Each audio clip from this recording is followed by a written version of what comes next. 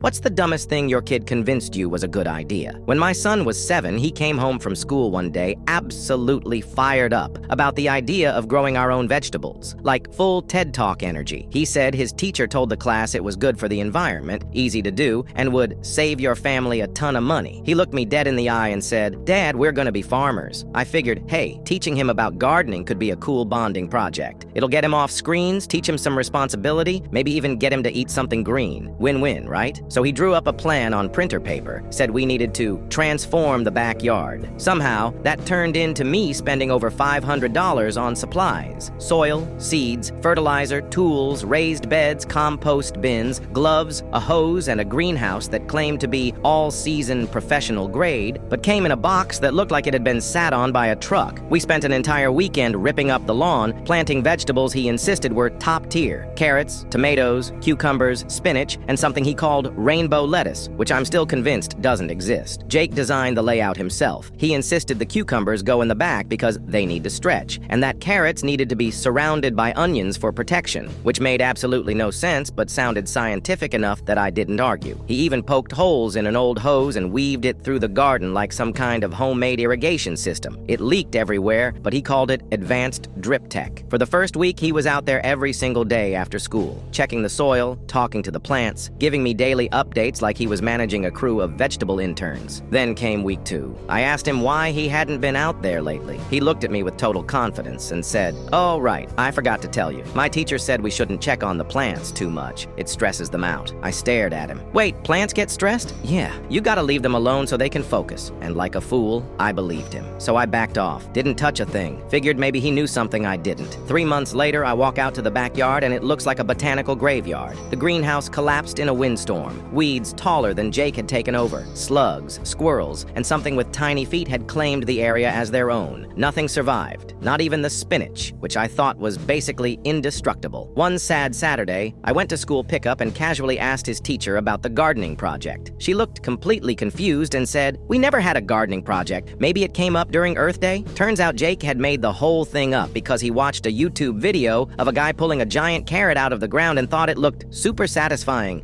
So he invented the teacher story, made the note, picked the veggies, and sold me the whole dream. Also, he could try it out for a week and then bail. Final harvest, 3 tiny carrots, that's it. One was so small I thought it was an orange toothpick. Another was shaped like a boomerang. Jake said it was a bonus carrot. And now, every time one of my neighbors walks past our yard, they still ask if we're selling kale or consulting for Whole Foods. Jake, he's moved on. Now he wants to build a weather drone to monitor wind patterns and potential lightning strikes in the area. I told him to start by monitoring the weather app.